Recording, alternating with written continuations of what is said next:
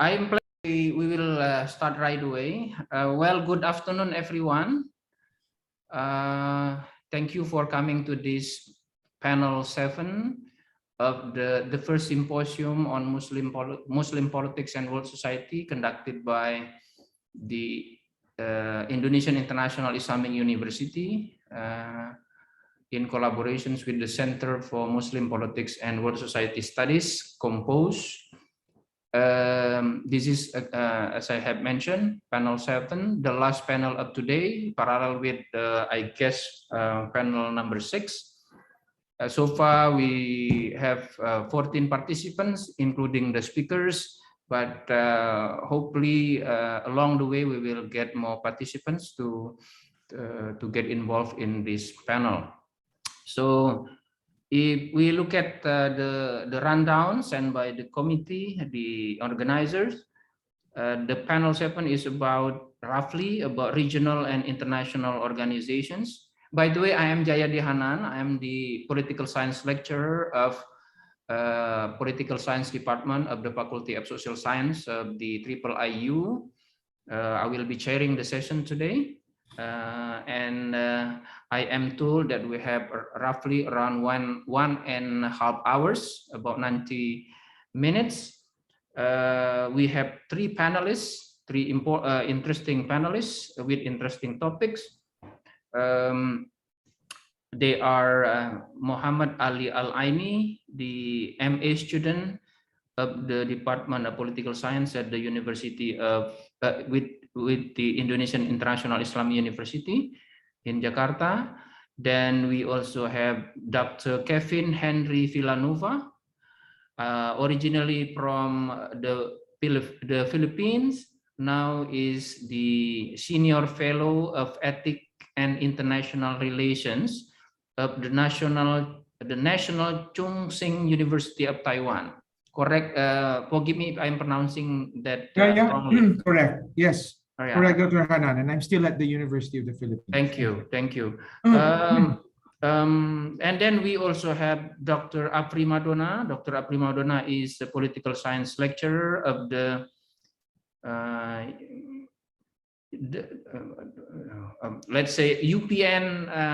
This is also state university, UPN Jakarta, and also lecturer of political science at the in the Indonesian International Islamic University, IIU.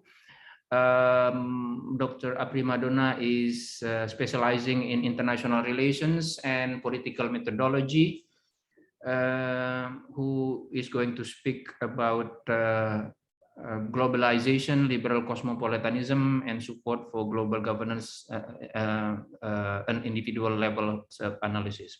So here's some housekeeping matters. Number one is that each speaker, I will allocate for each speaker around 15 minutes for talking about the main points of their papers or their plan of papers. And then after 45 minutes for each for all speakers, probably as a chair and as a kind of discussion, I will ask some questions to each of the speakers, and then I will give the floor also to the audience to do Q&A. We will finish by 15 Jakarta time. So with that, I think I will start with the first panelist. And our first panelist, as I have promised, is Muhammad Ali al-Aini. He is an MA student in the Indonesian International Islamic University. And he is going to speak about the political role of the organization of the Islamic the Islamic Cooperations, or OIC. Without further ado, I think I will give the floor or the monitor, to be the exact, to Muhammad al-Aini. So please, Muhammad al-Aini, you have around 15 minutes to speak about all of the main points you want to talk about. Floor is yours. Oh, thank you so much, Professor. Can I share my?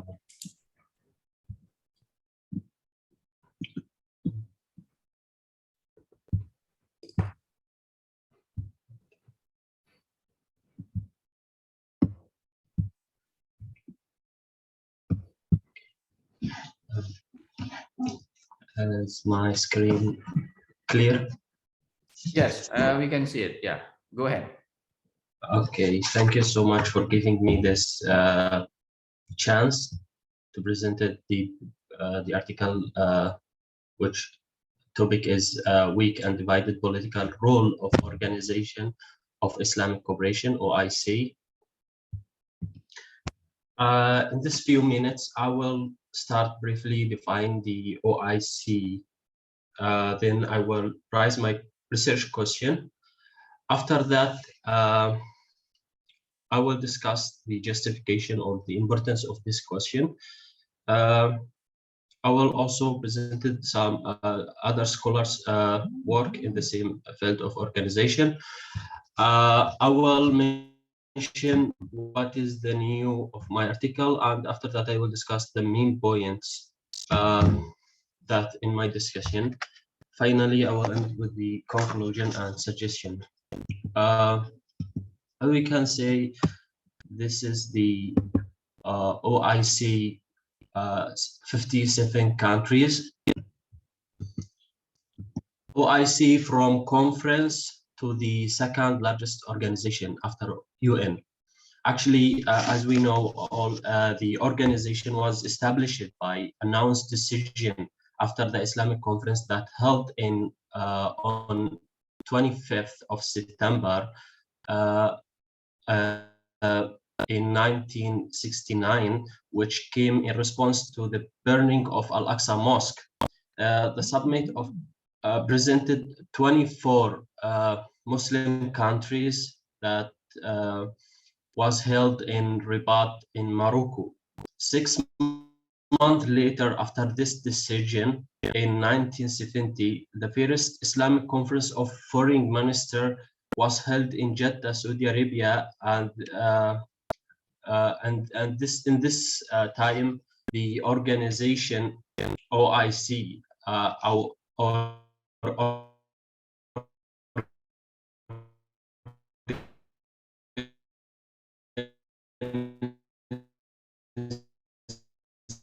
of Islamic Conference was founded. Years, the development in the charter of organization, the institutions actually is the economic institution, and the membership also increases from 25 to 70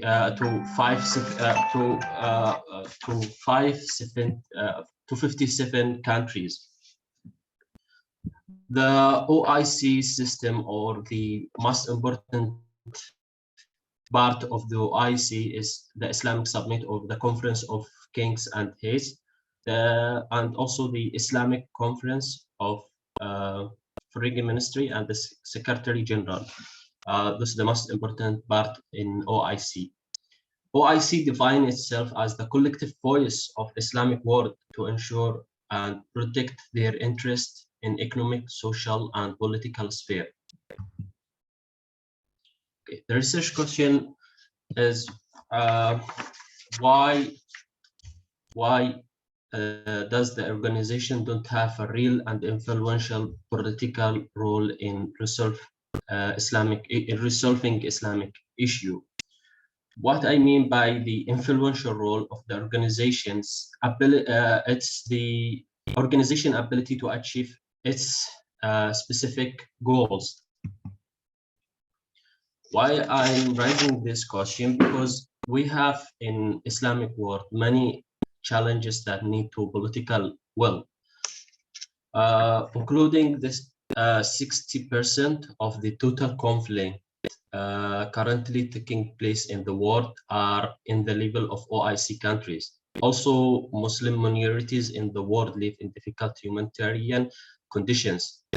Then Islamophobia and anti-Islamist propaganda. Also, there's a security and tourism problems. All of this challenges need to political will from OIC to solve these problems in Islamic world. Previous research. I'm actually there are many scholars who speak about the OIC political role or the weakness of OIC political role. One of them is Sheikh or Nifit Sheikh in 2030. He viewed this weakness of political role through the perspective of OIC political role from the powerful members of the state and their definition of Ummah, also their complex relations with each other, and also with major powers like US and China. Moreover, OIC has no elected parliament, and it also excluded civil society. This is the reason from the perspective view of Nifat Sheikh. Also, Kaya Oglu argued that the membership is too different, which causes the failure of organization to build unity and solidarity between its members, and also member state as content to empower the organization. My points, and which I have a different point of view. I'm explaining this weakness from the 3 points, which is economic interest and leadership and limitation of members. Firstly, with economic interest, OIC economic cooperation still a low level, 20%, and this most cooperation almost with 11 countries out of 57 countries. Most of this economic interest or trade exchange are natural source. So OIC members are far from industrial sector. So OIC members depend on non-OIC members for their economic exchange. So in this part, so OIC, I explain this from the perspective of collective voice, of collective action and self-interest, that OIC members will not do political tension, so that will affect their economic interest. The example that we will say about the OIC weakness response to recently the minorities persecution in India and China. The second point is leadership. International organization rely on effective leadership to facilitate cooperation. Organization require leader who can define and achieve their organizational goals without being influenced or accessibly by individual members or other stakeholders in order to be effective. So OIC actually has this problem with leadership.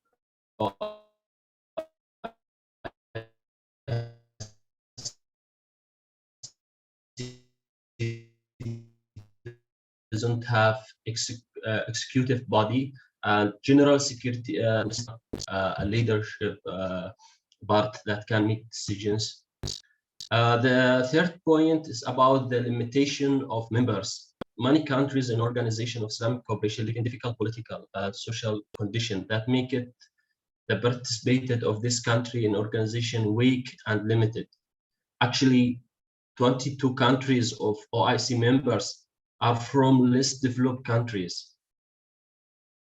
Also, there is a lot of challenges in OIC members. External debates called in OIC members increasing to reach 1,770 billion in 2090. I actually want also to discuss OIC policy with Palestine, because Palestine is the main goal, or one of the main goal of the OIC organization. Actually, organization have changed its policy toward Palestine over years. So we have three phases that OIC changes its policy to for Palestine. One from 1969 to 1973. That's in this part, OIC calls for return Israel their 1967 boundaries and the establishment of independent Palestine state, and it's with its journalism or Al-Quds as its capital. The next phases of our organization, the OIC actually from 1973 to 1990, the OIC called for Muslim to jihad for liberated Palestine. Then in the third phase, from 1990, the word jihad was eliminated from OIC resolution and adopted the resolution of the League of Arab States and satisfied with its condemnation. Excuse me, Mr. Aini, you have 5 more minutes. Oh, okay, go ahead. Yeah. Actually, in my conclusion, I will just say OIC should develop its policy, whether it's by intervening in resolving the internal conflicts of organization countries, or developing a mechanism that obliges its member to implement its decisions. There are many challenges facing the organization, however, such as those related to establishment, structure, and charter of organization. However, this problem can be written into opportunity of the OIC to increase its cooperation and unity of its member.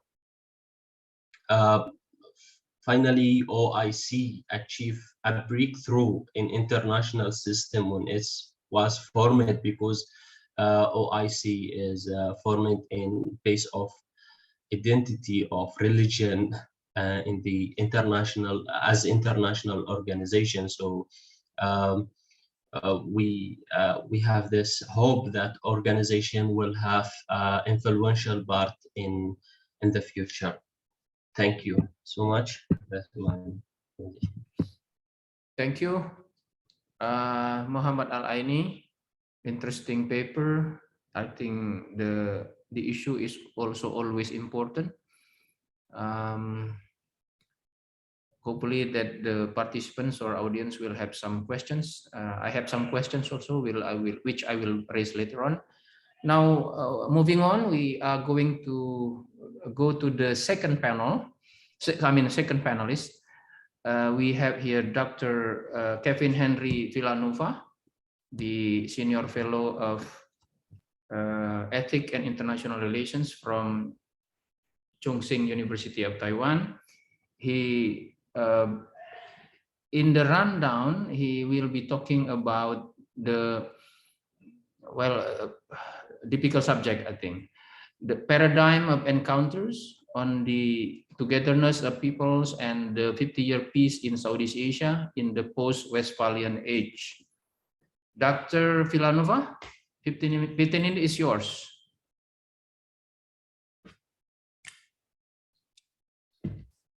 Go ahead. Yeah. Okay. Good afternoon, everyone. Let me first see if I can get this going. Okay, Dr. Hanan, is it fine? Can we? Yes. Yes. All right. That's very clear. All right. Let me begin. I would like to say thank you, first of all, to all who are here present and who have come to listen to our panel. And hopefully, I should be able to share with you a working paper, but at the same time, one that is I hope to publish soon. In this light, I'd like to thank Dr. Vermonte, Dr. Arif, and Dr. Hanan, and my fellow panelists. Let me begin. So I have entitled the paper, "The Three Kinds of Realms in International Relations." Okay. The fact that there has been no interstate violence for 50 years in Southeast Asia is a theoretically intriguing phenomenon. The absence of a major conflagration in our part of the world is a miracle in global affairs. It is a small but not insignificant spark of political imagination, a 50 years concord among 10 policies. In a Hobbesian world where international relations is a state of war of all against all, or indeed all against one, and where the rule of states carry the day, realists would be hard put to explain how relatively peaceful the pursuit of peace has been in Southeast Asia. Without an arms race, without nuclearization, and without war, it is a place where not only states, but also families, tribes, villages, and clans have ruled. It is what some would rather call nowadays an outlier in the international society of states. The story of ASEAN as a project of Southeast Asian peoples has not yet been told, I argue. And if we choose that it must now be told, we must tell it from within. In contradistinction to opposing narratives between the colonizer and colonized, from above and from below, I propose a standpoint of freedom that is, in place of revolution, a longer and deeper journey of liberation into the past and future. The voice from within is the voice of a people's own. The critical role of peoples in the global realm has been obscured by the centralizing power of the state and the international system.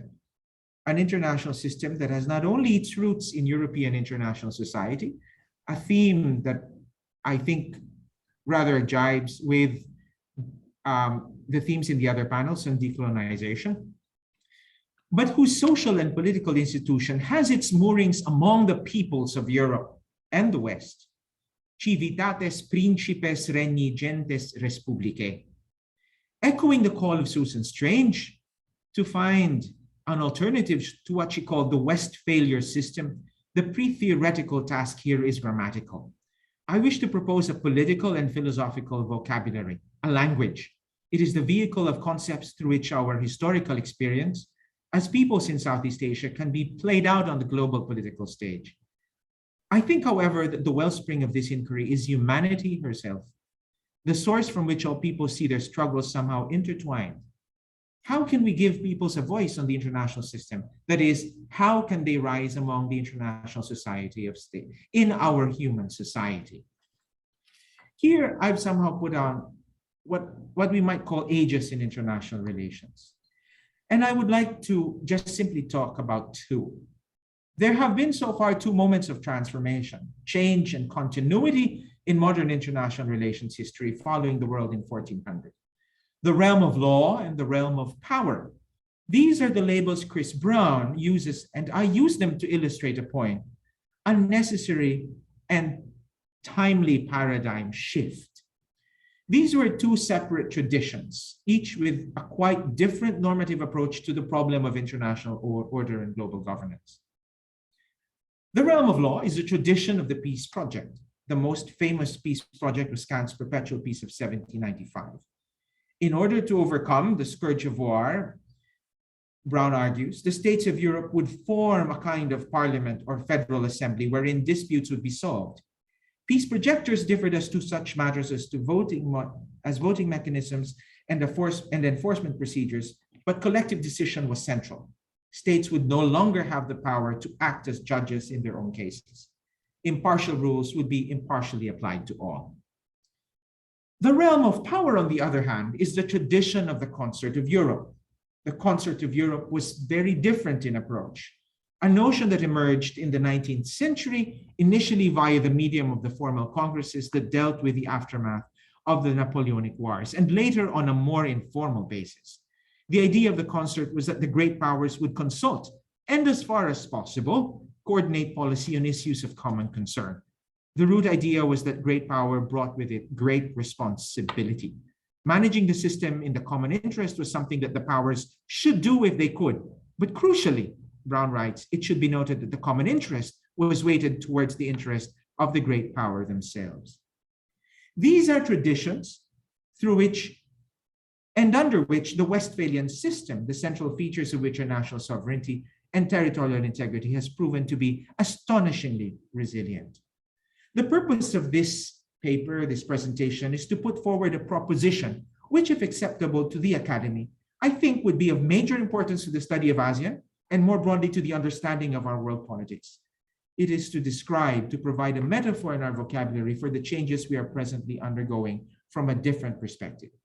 The region on display here is Southeast Asia, of which the incarnation of the international vision is ASEAN. This is, however, an untold story that I am trying to bring out.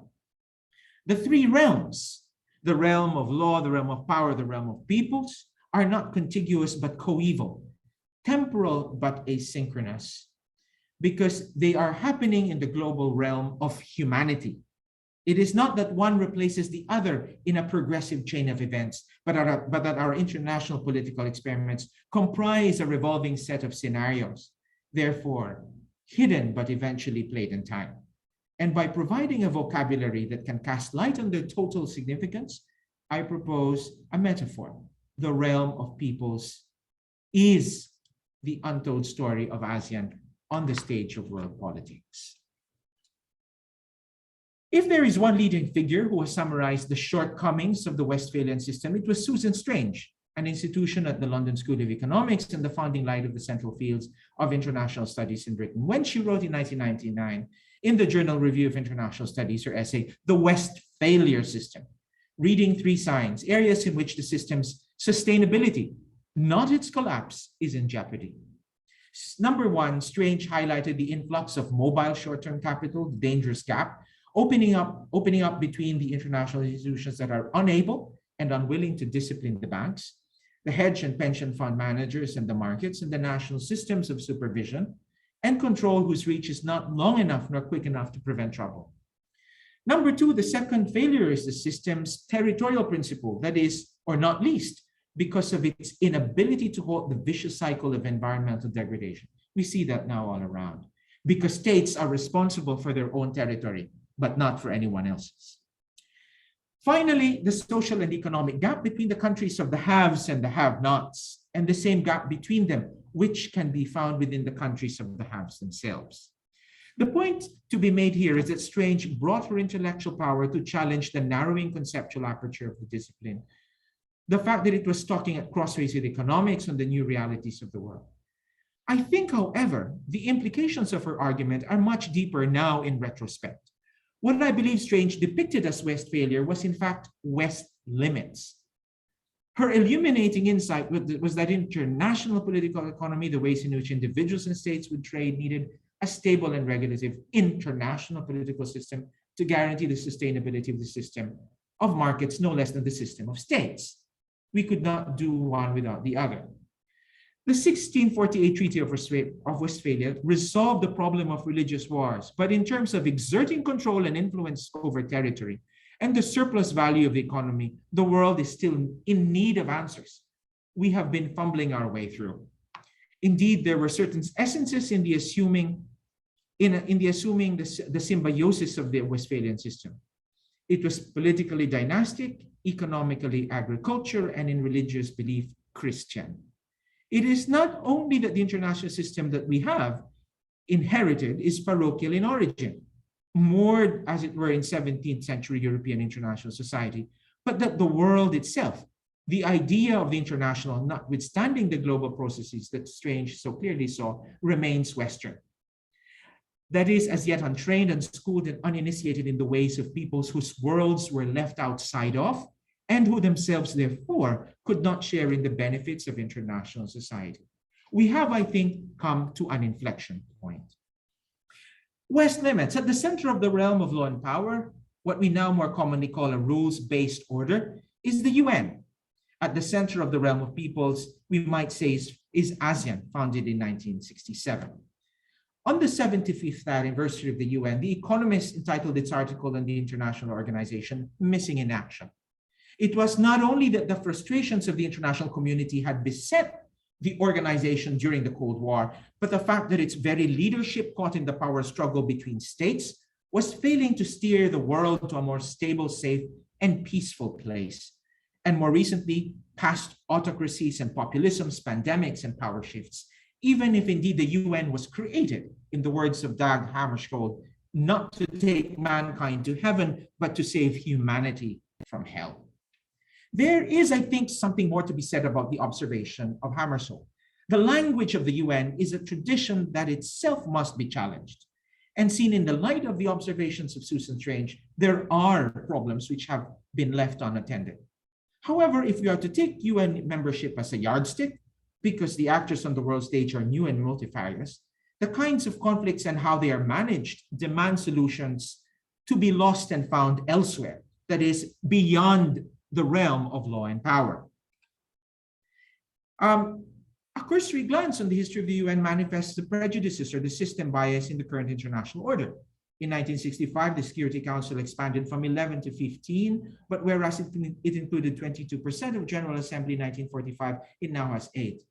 Its veto-wielding P5 remained the victorious power 75 years ago, with no representation from Latin America, Africa, or South Asia.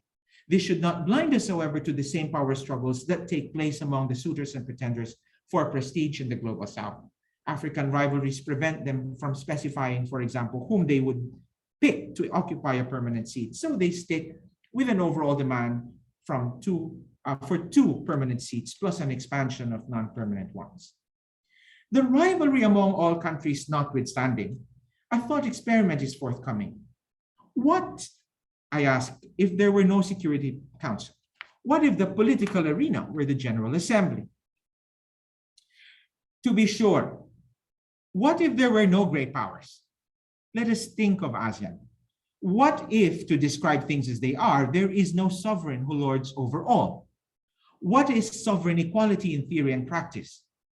It is consensus. In ASEAN, we are all equal. No matter how small you are, how big you are, at the negotiating table, we all stand as equals. Whether you're Brunei or whether you're Indonesia, whether you're Singapore or the Philippines, we all look at each other as brothers and sisters, and we do not want to hurt each other. The recent findings in the International Studies Review on patterns of regional cooperation, taking as case studies the participation of weak states in ASEAN, the African Union, and the OAS, is illuminating. ASEAN is the only one among them which adopts decisions exclusively through consensus. The point to be made here is that first, within the traditional narrative itself, a confusion arises between, on the one hand, the worn-out reference of consensus as a Malayan village custom or practice, and on the other, the ASEAN way. There are 2 ways that we have somehow been describing consensus. In the case of the ASEAN way, it is the shorthand for the principle of non-interference, not least for authoritarian rulers to summon no more than, ironically, their own critics. ASEAN consensus has been derided, therefore, as the grip and lock of foreign policy elites, diplomats and government bureaucrats, all belonging to a privileged circle, inheriting and representing the excesses of the old club among gentlemen when ASEAN was in its infancy. Second, the ASEAN consensus as an organizing principle has been contested from within and by its own. Finally, what is intriguing is that existing accounts of these 2 tendencies do not interpretively explain how consensus in ASEAN is performed, how participants express themselves, when, where, and what to say or do. The danger is that consensus in ASEAN as an independent analytical category has been kept in the dark. There are 2 ways in which consensus can be played out. The Western Westphalian narrative is that for ASEAN, the central project of concern is the state. Hence, the 5 principles of the ASEAN way, which primarily adhere to non-interference. There, what is given primacy of place is non-interference over consensus. Here, ASEAN solidarity is understood to protect absolute equality between states and sovereigns. However, the normative critical narrative views ASEAN as a project of the peoples of Southeast Asia. We would have to expand consensus to, for example, notions of civil society, but I would even say to peoples themselves and their own representatives. From this view, consensus in ASEAN is what I call the togetherness of peoples. This is what I'm trying to flesh out here. What can we mean, or what do we mean by togetherness? Dr. Kevin, you have exceed 1 minute of your time. If you can wrap it up. Okay. I apologize for that. So I talk about the realm of peoples, ladies and gentlemen. All right. And let me just therefore look at 3 slides here. All right. By togetherness, or by the togetherness of peoples, I say here, peoples are bound first by their accords and covenants. Therefore, by the spirit of their tongues.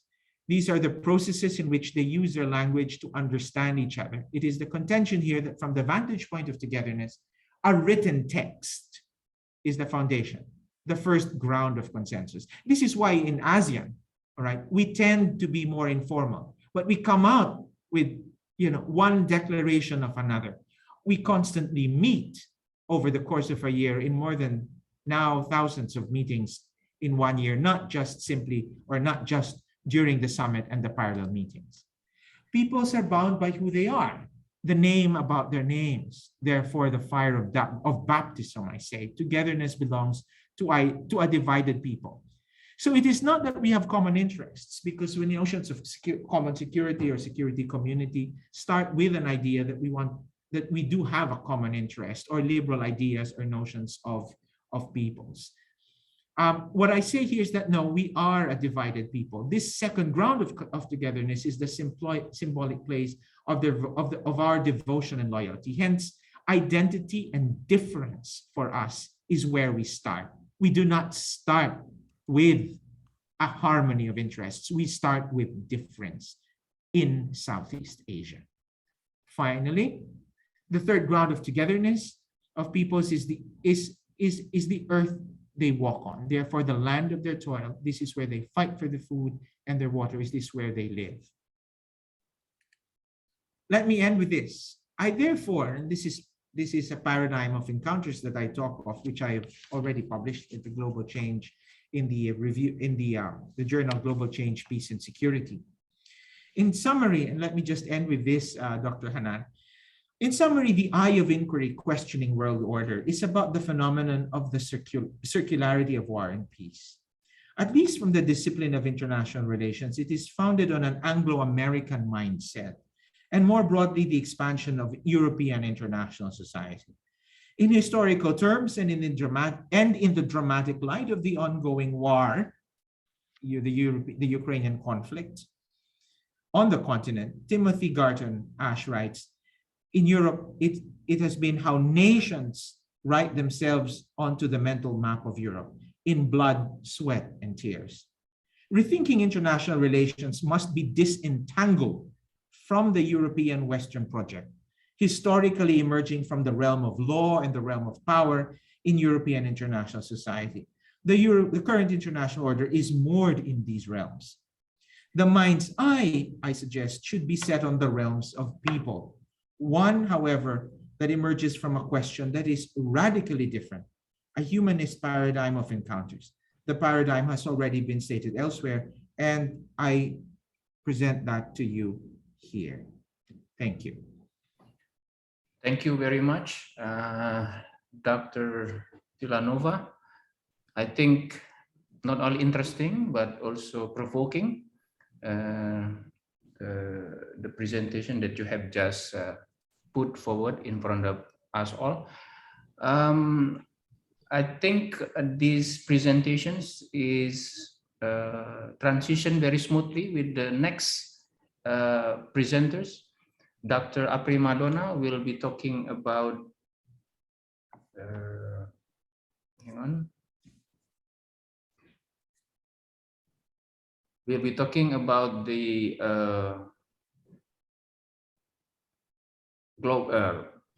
the important, Dr. Afrimadona will be talking about globalization, liberal cosmopolitanism, and support for global governance and individual levels of analysis. As I said before, for those of you who are not familiar with Dr. Afrimadona, he is the political science lecturer and also a political methodologist. So 15 minutes for you to take the floor, Dr. Afri, please. Yeah, thank you, Dr. Hanan, for allowing me to present some of preliminary result of the paper. So this is the slides that I'm sharing. Can you see all? Yes. Okay. Yeah. First of all, I thank the Center for Muslim Politics and World Society for providing me with these fellowships to facilitate this research. So this research is, based on the ideas proposed first in 2000 by Pipa Norris about how cosmopolitanism relates to support for global governance. So if you see that most research about global governance treat states as the main actor in global politics.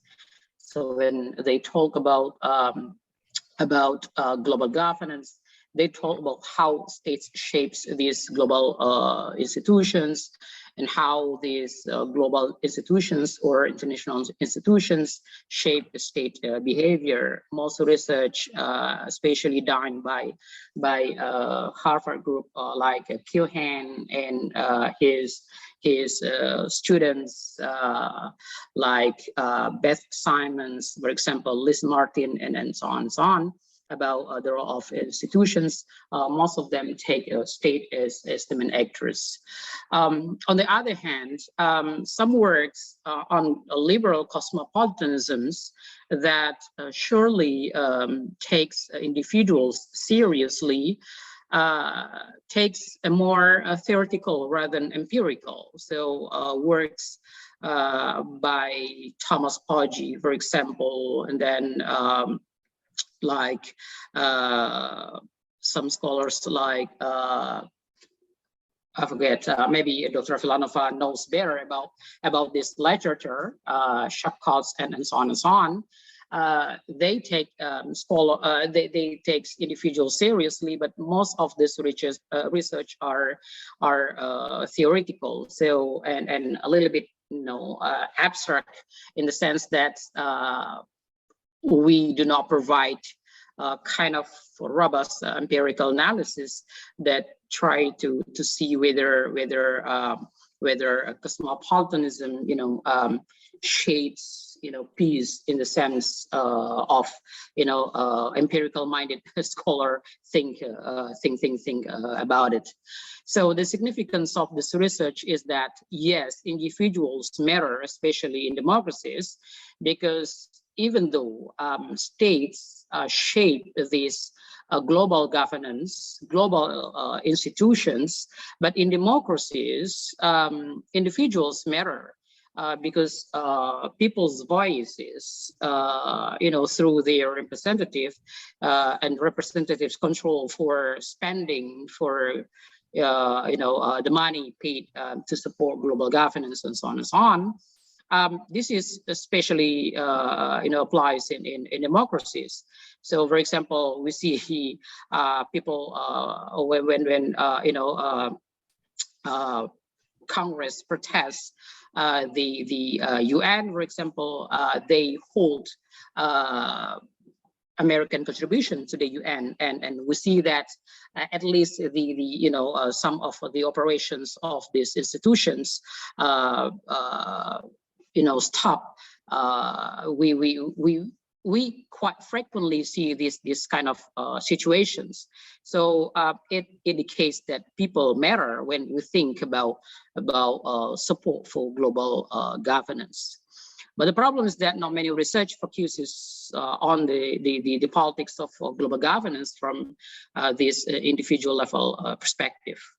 So there's a question that I pose is that what explains the variation in individual support in global governance.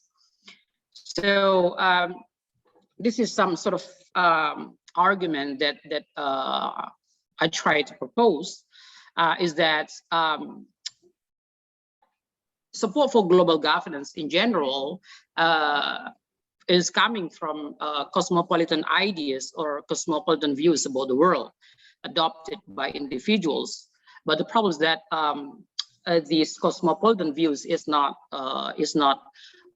coming out of thin air, in the sense that it is shaped by the contextual situation, contextual variables, and this on this matter then globalization comes in and shaping the way peoples or individuals see the world. So globalization, as we know, that the process of creating networks, connections among actors has been shortening the geographical distances, and also the flows of people, informations, ideas, capital, and goods. And all of this stuff erodes national boundaries, integrates national economies, cultures, knowledges, and governance, and it produces complex relations of mutual interdependence. So this kind of contextual variable, that is what we commonly call in multi-level analysis, contextual variable or so this is a complex relationship that we want to see. So I try to use the definitions of globalizations from what we call COF globalization index data sets. They define globalization this way. They divide globalization into 3 types based on Keohane's nice work. Those are economic globalizations, characterizes long-distance flows of goods, capital, services, as well as informations and perceptions that accompany market exchanges.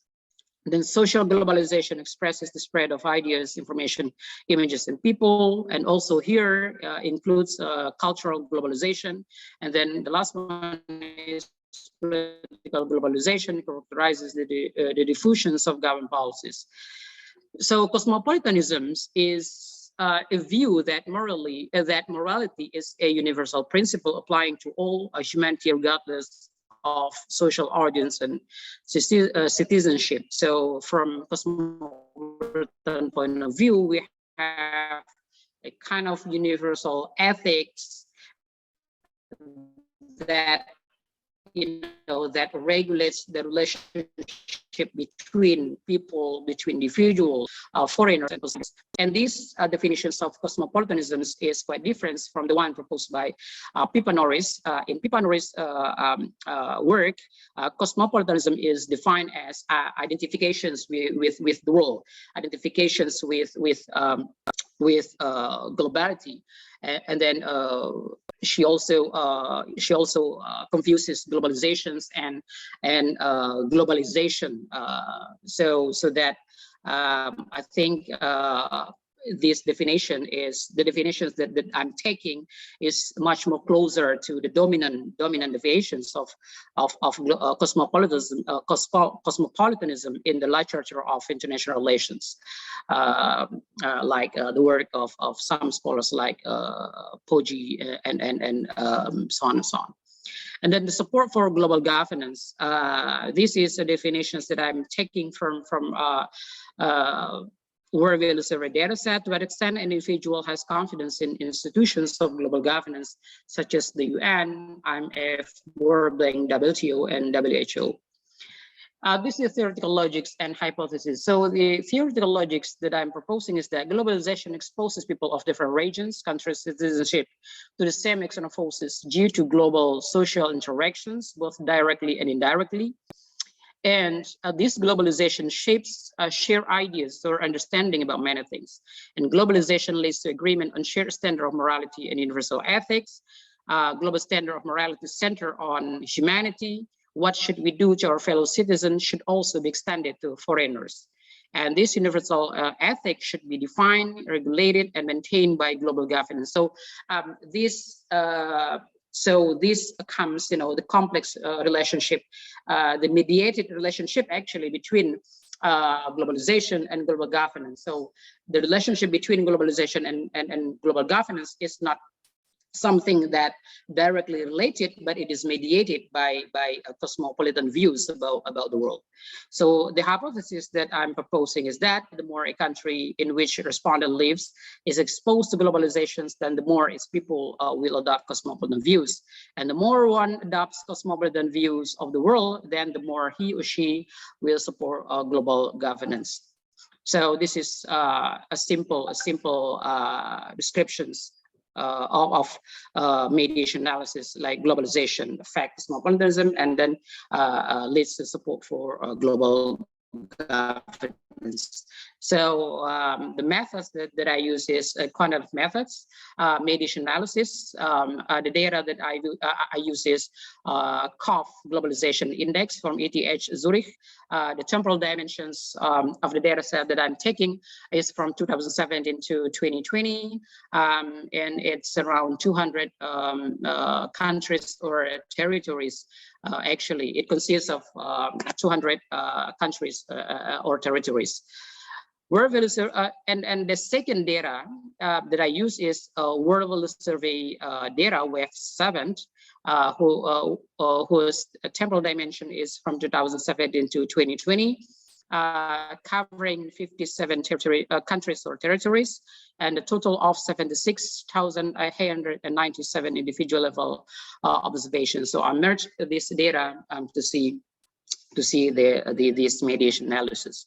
So the dependent variable is a composite index, that is to say standardized scores of confidence in 5 global institutions, the UN, IMF, World Bank, WTO, and WHO, and it is reverse coded so that the higher the value, the higher the confidence in the institutions. And the independent variable is globalization index, consisting of economic, social, cultural, and political. And then the mediation variable is cosmopolitan views. It is a composite index or factor score of 4 questions on immigration, trust, jobs, and national pride. So this is in general the model equation. So we try to predict cosmopolitanism from globalizations, and then try to predict global governance from cosmopolitanism and globalizations as well, and see if globalizations directly predict global governance, then we find that there is a direct relationship, and if not, then it indicates that the mediations analysis works. And then this is the result. The result number 1, back to the question, does globalization directly affect support for global governance? The answer from the data says that it is not. It does not, except for economic globalization. So, but the problem is that economic globalization seems to encourage support for global governance, discourage support for global governance. It seems that economic globalization leads to many economic problems and dissatisfaction with globalizations, and global economic institutions are frequently regarded as source of these economic problems. Some works from Rissendorf and some of his friends sees that yes, economic globalizations to a significant extent create a backlash, especially to global economic institutions. And the second result is that does cosmopolitan view affect support for global governance? The answer is yes. Both at individual and country level observations, we see that there is a positive significant association between cosmopolitanisms and support for global governance. And then the result number 3 is that does globalization affect cosmopolitan views? And again, we see that in social globalizations, in economic globalizations, in cultural globalization and political globalization, then globalization affect cosmopolitan views. This is a little bit more complete model, but I eliminated the control variables to make it a little bit shortened. And we see that globalization has globalizations, 3 types of globalizations. I try to disentangle between globalization, between cultural and social here. So we see that then globalization in general, except for economic globalization, have no direct effect on support for global governance. But we see that cosmopolitanism have a strong and statistically significant relationship with support for globalization. And for the relationship between cosmopolitanism and globalization, we see that all except economic globalization has positive relationship with cosmopolitanism. Okay, so what can we conclude from this? So globalization does not directly affect support or confidence in global governance, except for economic globalization. And in fact, economic globalization has the biggest total effect on confidence in global governance. And globalization strongly affects cosmopolitan views as well. The more one's country is exposed to globalization, the more one is likely to adopt cosmopolitan views. As cosmopolitan views statistically affect support or confidence in global governance, and cosmopolitan views serves as mediation between globalization and support or confidence in global governance. And then several control variables that we try to see the relationship between some of the control variables with support for global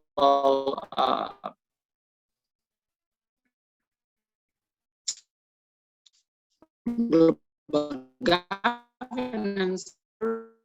I think the paper is not completed yet. I need to add more larger review and then sharpening the logic of relationship between globalization, cosmopolitanism, and global governance. Some missing value imputations needs to be taken into.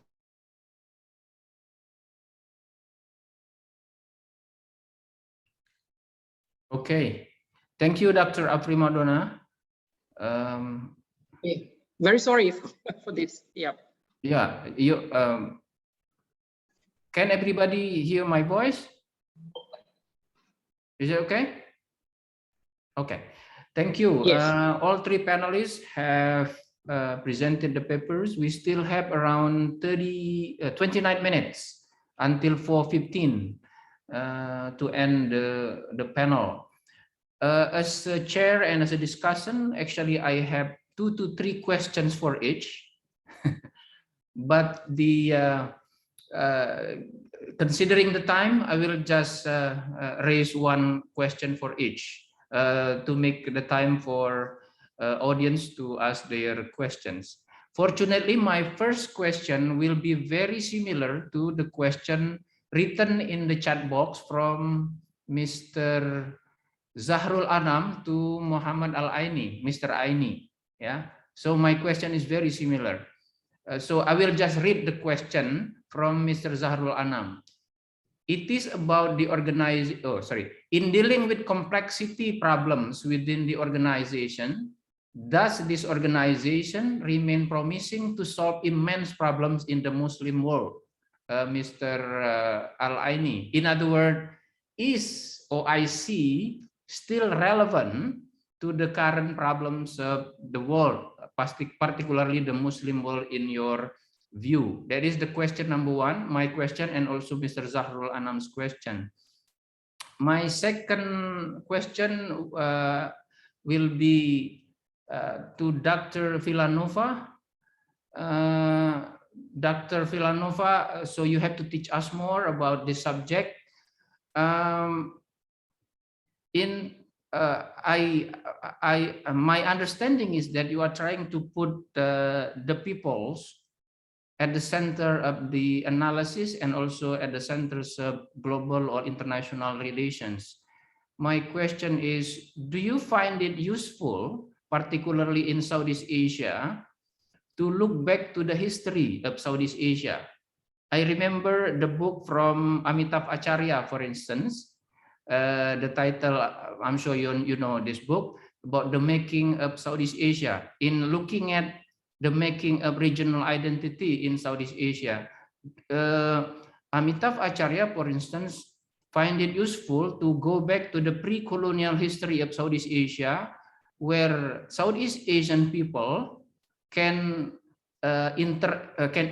interact one another based on people-to-people relationship. Because part of the reason is, according to Amitav Acharya, is that the political entity at the time was very fluid, the so-called mandala system or things like that. Do you find it useful to support the idea of putting forward these paradigms of encounters or consensus or togetherness? That is my question to Dr. Villanueva. And to Dr. Afri, actually I have 5 questions, but I will just read one. The very interesting finding that economic globalization has a significant, although small in magnitude, has significant negative correlation with the support for global governance. You give us a clue about why is that, but can you also explain or elaborate more on why social and political globalization do not have a significant correlation with the support for global governance? So those are my one for each question. If you can, if you have a reaction to my question, you can please do it, and then after that we will continue with the Q&A from the audience. Please, maybe we'll start from Mr. Aini. Yes, thank you, Professor. Actually, it's a very important question that arises. This debate that OIC organization now focusing with more economic cooperation, but OIC still also work with the side of information that collecting from Islamic world for minorities like Rohingya. Also, there is a good sign come from the OIC that starting to created meditation policy that will be implemented to the OIC countries that has a lot of conflicts or civil wars. Actually, OIC need more supply for the for taking political influential political role, political will in Islamic countries. Need more authority that can be an interference in those conflicts. If influential countries in OIC give this opportunity to OIC, I think OIC will has a good role in Islamic world issues. So this is my point. If OIC has a lot of sublime and authority new policies, OIC will show the strong role in Islamic countries' issues. Thank you. Thank you, Mr. Aini. So I'm assuming that your answer is that it is still relevant, but needs a lot of improvement. I think that is the main point that you just said. Dr. Villanueva.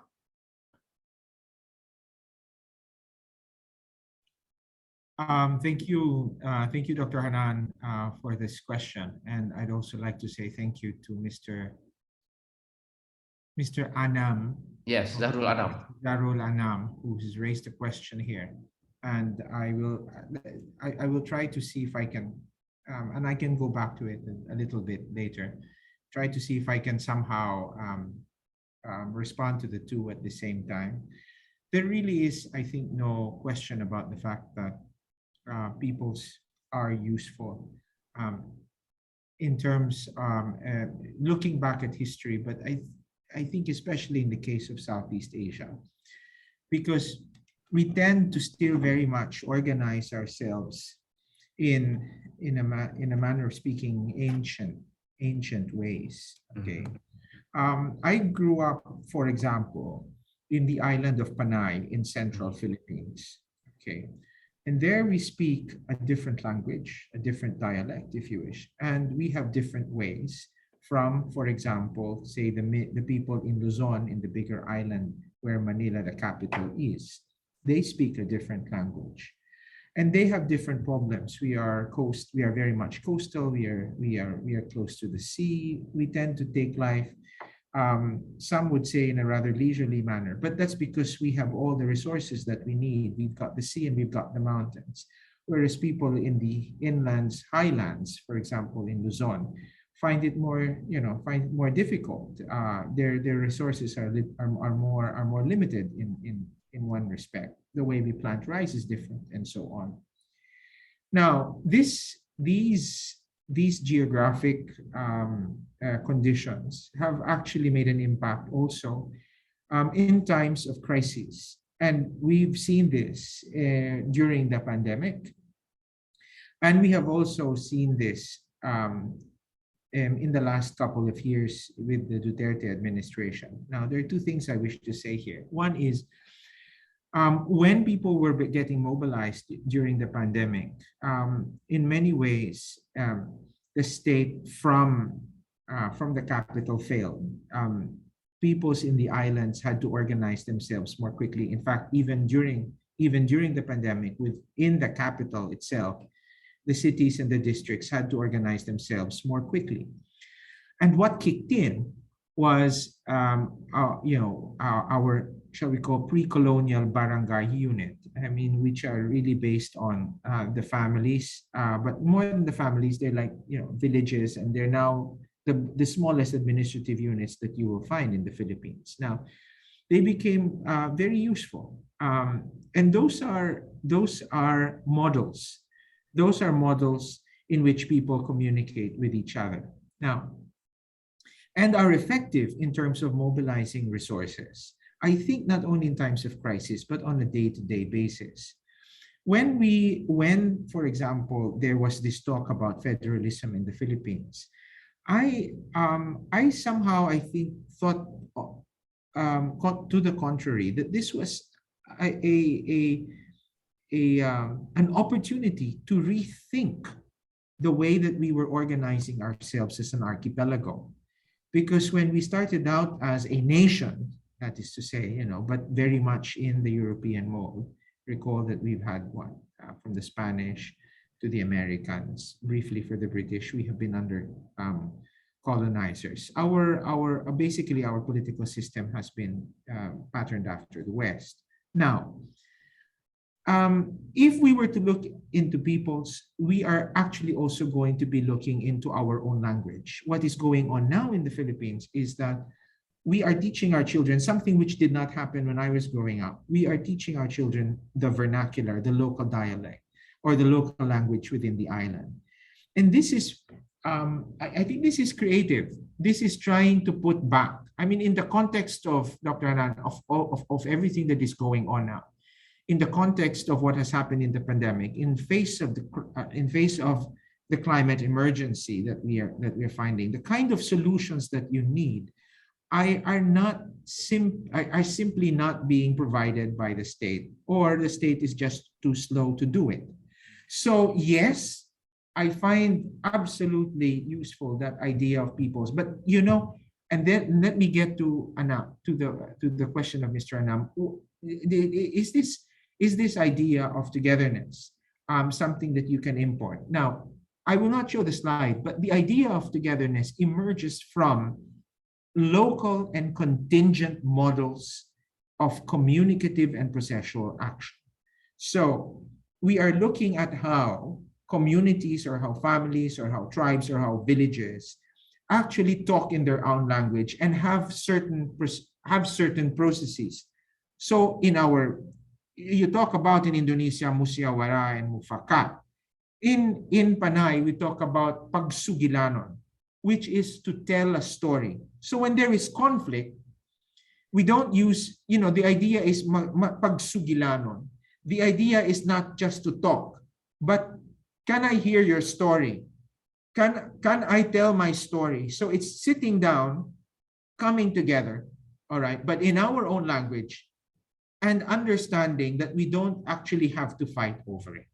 So I think these models, which emerge from the daily, more organic interactions of local communities, has such great promise in this day and age. Thank you. Thank you very much, Dr. Villanueva. Very interesting analysis. Dr. Afri?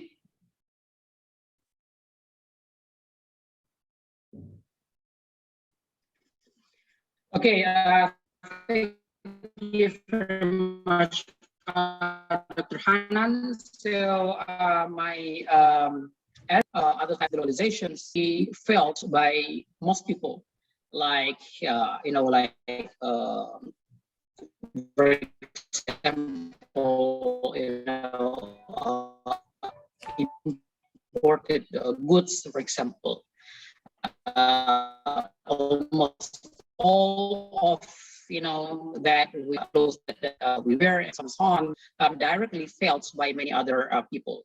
But for other types of globalization, it is felt only by those who are aware of this sort of types of globalizations, like social cultural globalizations is about culture, about ideas, about the way we see goods, about the patent products, and so on and so on. So it is basically only felt by those who have what we call cosmopolitan ideas in their mind.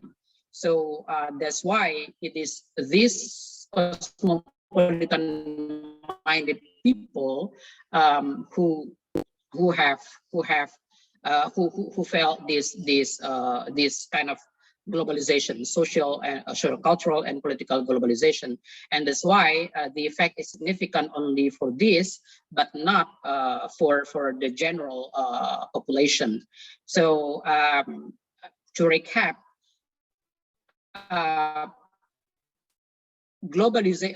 social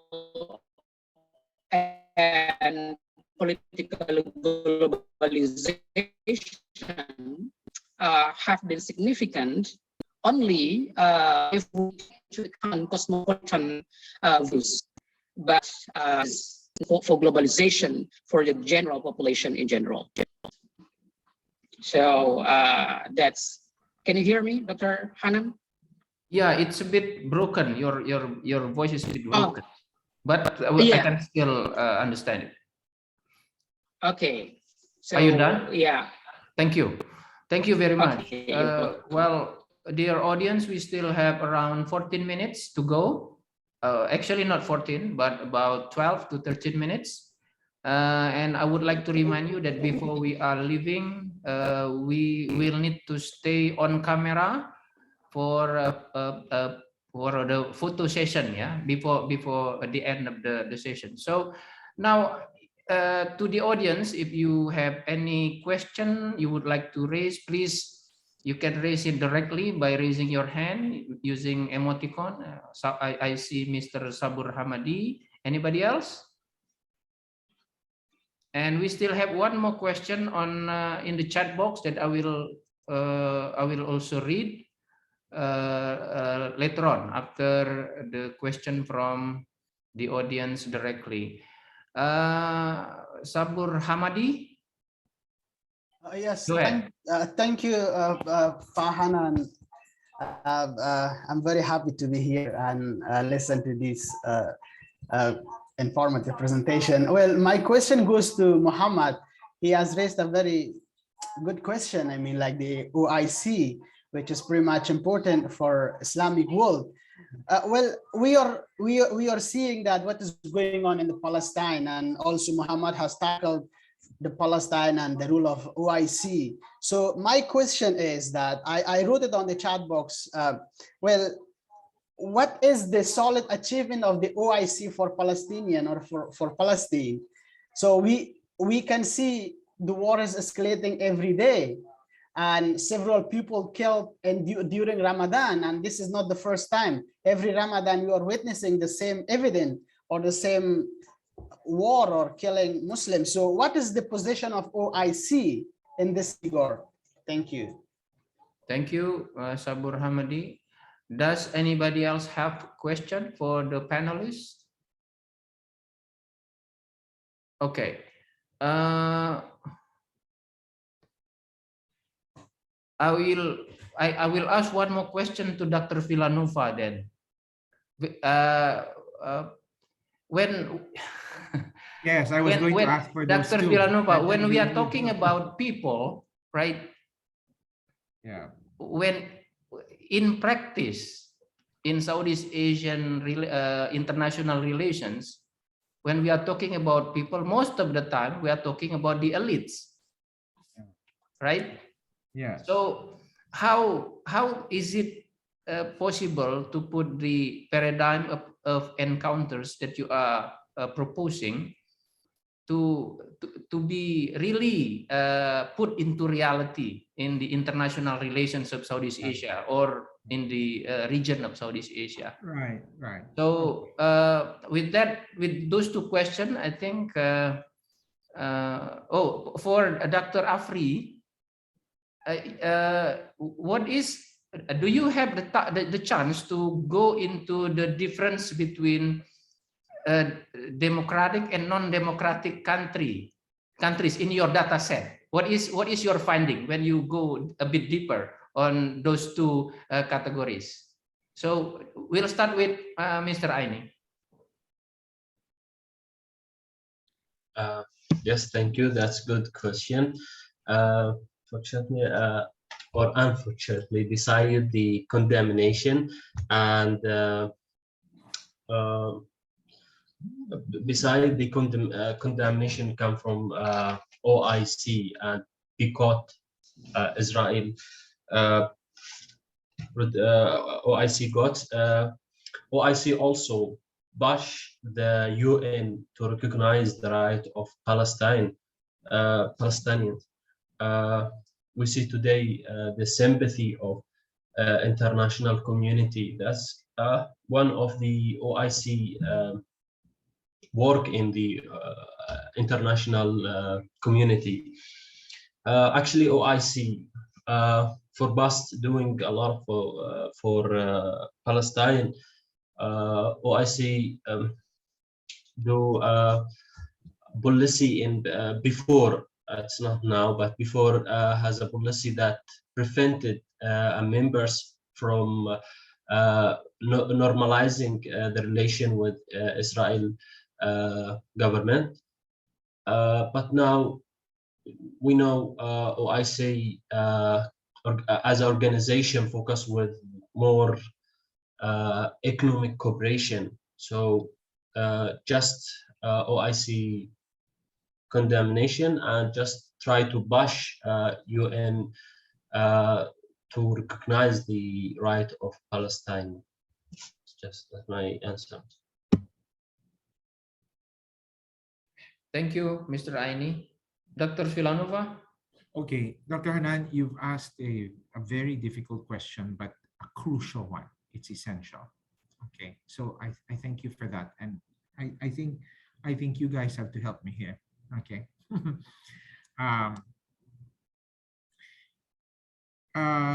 The problem, I think the fundamental problem or the assumption that we make when we're thinking about international relations, at least international relations the way we know it, as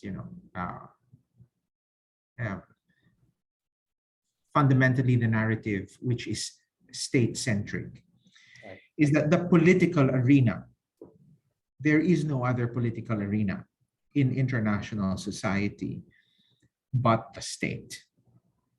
Okay, and this is one of the problems that we have, for example, with the idea of civil society. Exactly. The fact that civil society is there, but who listens to them? Or one is, accountability, but at the same time,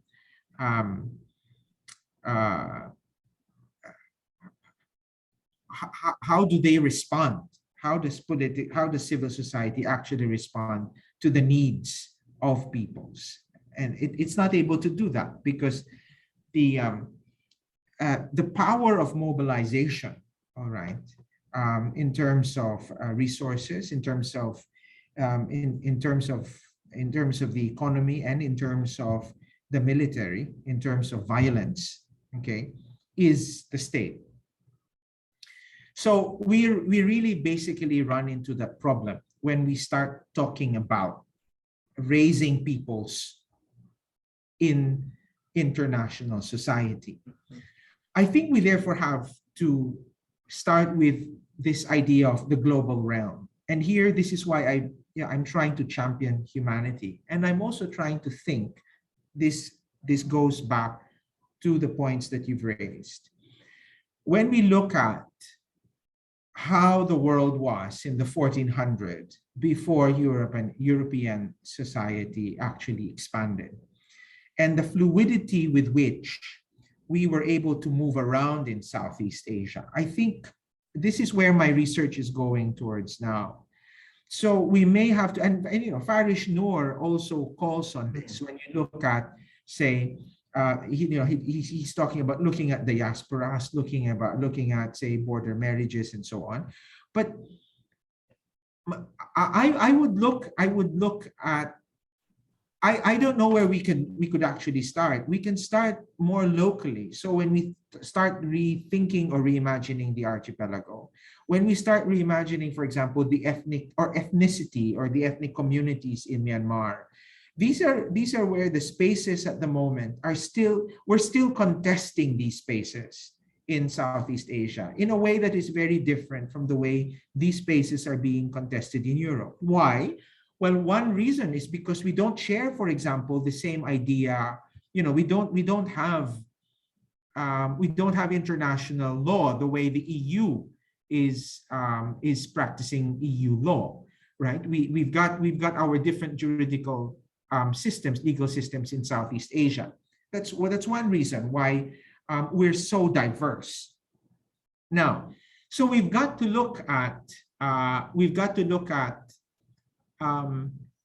how national governments, because I'm not saying we're throwing the state away, but if you look at the paradigm that I suggest, we have to look at how states can actually stand side by side and other types of association.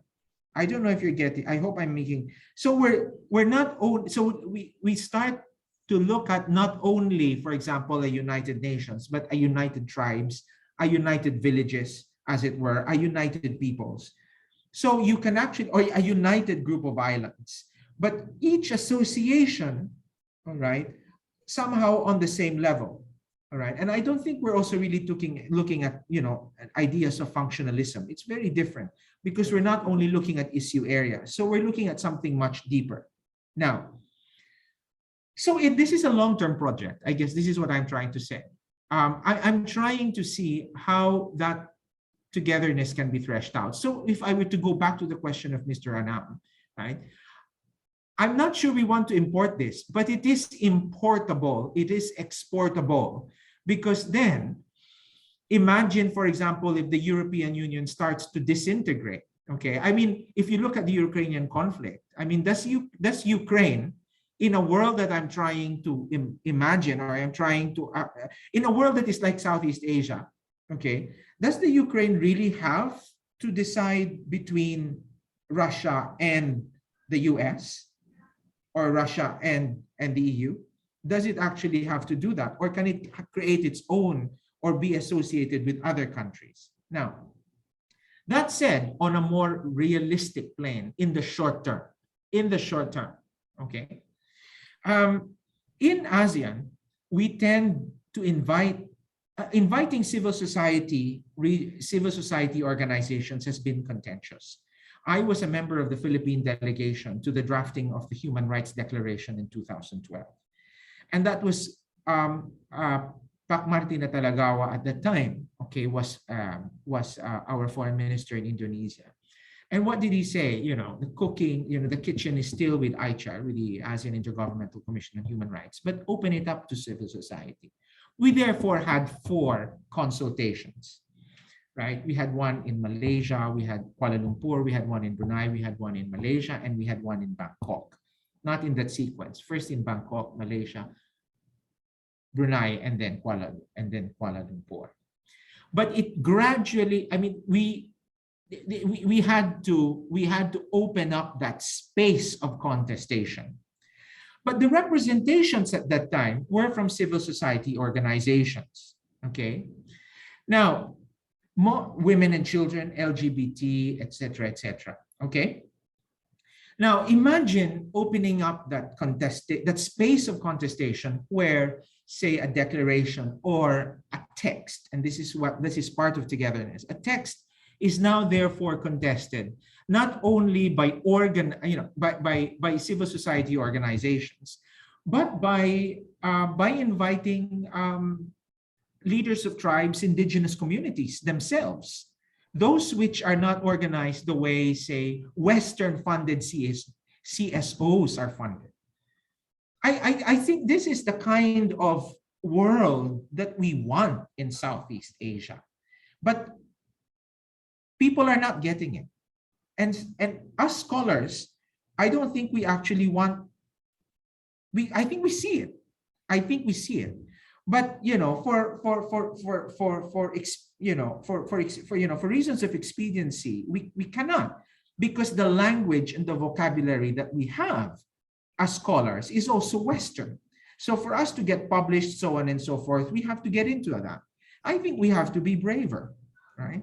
And we have to try to say, and this is the kind of conversation that I'd like to bring to Southeast Asia. Can we not come up with, you know, these models of togetherness, these models of consensus? I think that if there are, you know, if there are peoples, so you think about I think what's going on in Myanmar, and I really just would like to have more time to study it, but I think what's going on with Myanmar, with the national government and with the ethnic communities which are going, I think is absolutely fascinating, and it's intriguing. There is so much, I think, that we can learn. And to be fair, it's the first time that we've actually, in ASEAN, that we've decided they cannot attend the summit. Yeah, so there's something there that we have to be able to describe. Thank you. I don't know if that somehow. Thank you. That's very enlightening. Thank you. Well, Dr. Afri, any comment? Okay, I'm just a little bit quick answering your questions. I've just rerun the data as you asked. That I divide between democracy and non-democracy, and quite interesting results. And for democracies is that globalization, all types of globalization directly affect support for a democracy, and the direction is positively significant. But for autocracy, that is to say the score of institutionalized democracy 5 or less than 5, based on FIDEM data sets, then globalization also affect directly support for global governance, but the relationship is negative. So it means that the more they are globalized, the less they support this global governance. That's for non-democracy. But for democracy, the effect is strongly positive, significant. Thank you, Dr. Afri. I hope it will be put some nuance on your next paper when you are publishing it. I'm glad that I can bring it up. Thank you. Well, we have exceeded 2 minutes of our provided time, 3 minutes, but there is still one quick question. I think this is directed to Dr. Villanueva. Can you answer it very quickly, Dr. Villanueva? When this is from Dr. Musa Maliki, I guess he is still in Brunei. When we learn about what is it? Dumb people in Myanmar is suffering and dying. They are. It's tragic. What can we do, Dr. Villanueva?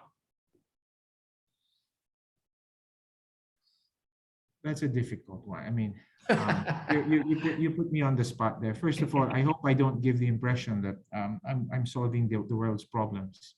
No. Yeah.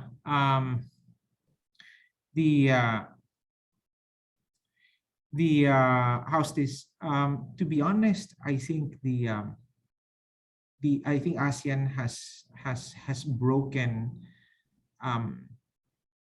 has made the rule clear, with the exception of the summit and the fact that junta was not invited. Like I say, this has never happened. So I think that has sent a clear message to Myanmar, okay, as a state, okay, or as the ruling junta at the moment stands. What can we do? Let me start by saying that I think the question is right. What can we do? It's not what those who are outside of ASEAN can do. And this is where I think ASEAN has to be clear. Myanmar is what is going on there may be an internal problem, quote unquote, but it is a problem first and foremost for ASEAN, and not, or for Southeast Asia, for the peoples here of Southeast Asia, and not for those who are outside of it. The reason why I say this is because we are neighbors. Okay, let me try to contextualize what can be a possible answer. We are neighbors.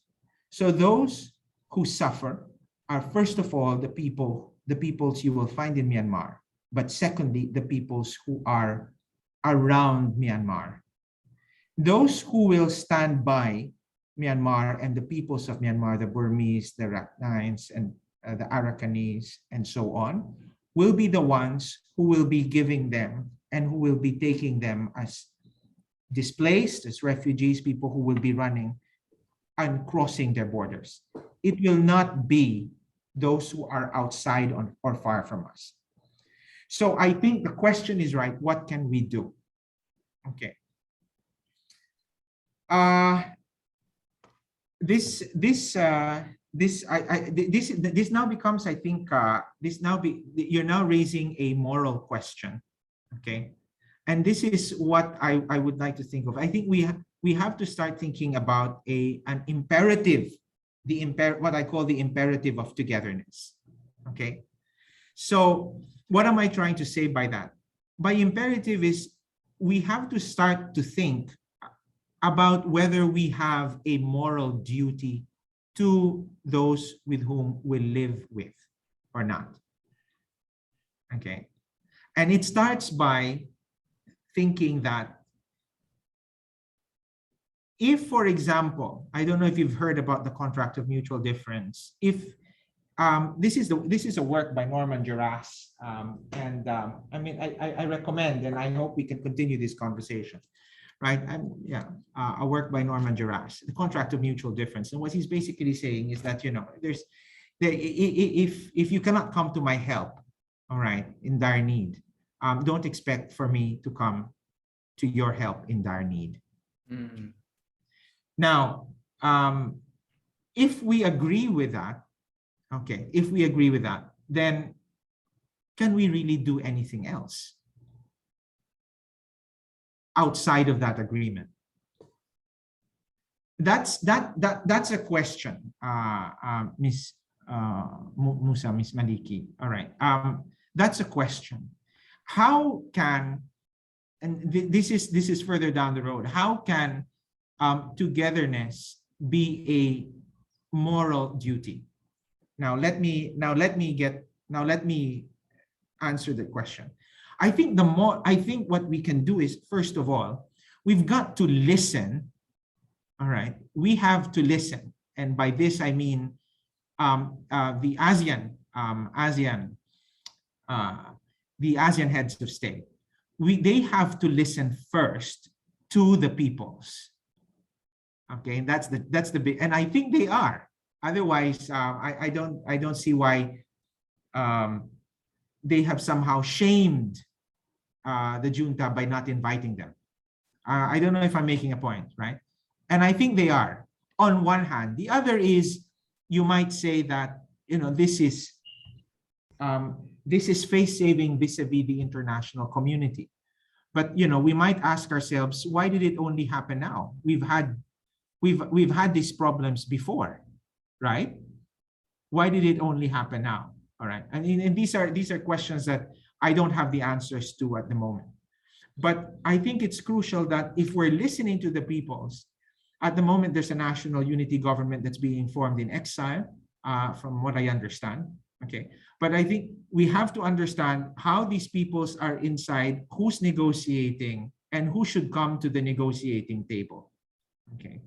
I think that's what ASEAN should start thinking about if it were to really work on togetherness. And this is what I'm trying to say. At the moment, Ms. Maliki, what's going on is we've got two narratives going on in ASEAN. The predominant narrative is one which is one which is Westphalian, one which is state-centric. So we're really looking at how the heads of state are trying to look at contesting what's going on in Myanmar, also within official circles. Okay, what I'm trying to say now is we should provide a forum.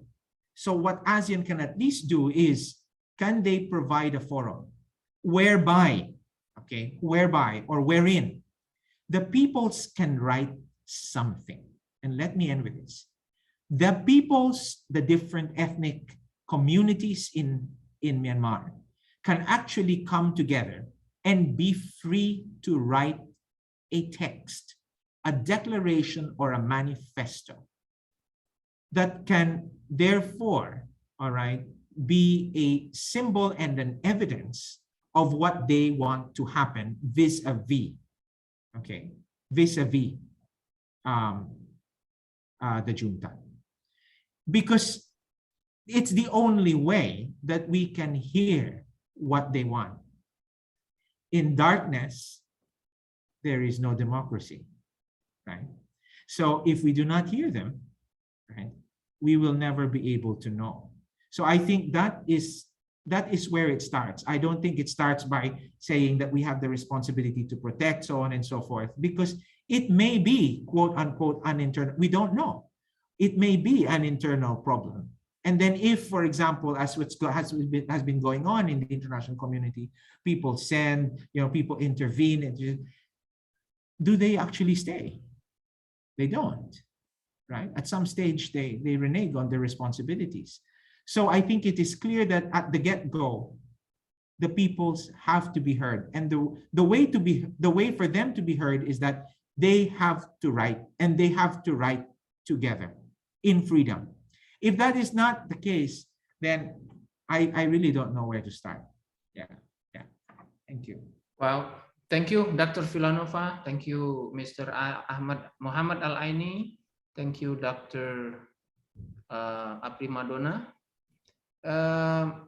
We are now on the final approach to the end of our panel. So please, everybody, if you don't mind to be on camera so that our admin from the UIII can take the pictures. Go ahead. The admin, are you there? Let's take picture. 1, 2, 3. Again. 1, 2, 3. Okay. Done? It's done. Okay. Thank you very much. Again, I think the bottom line of the panel, this last panel up today, for me, I have learned a lot, and I hope that you can also take the lessons and insight from the discussion, and hopefully we can discuss further on these very important issues. I think the bottom line of today, this panel is about the people from the level of community all the way to the level of individuals, and humanity should be at the center of global governance, international relations, and things like that. Thank you very much to everyone, every panelist. Thank you to the audience for the questions and also for your participation. With that, I would like to end this forum, and let's give an online applause to our all panelists. Thank you very much. See you next time. Bye-bye. Thank you, Pak. Assalamualaikum. Thank you. Thank you.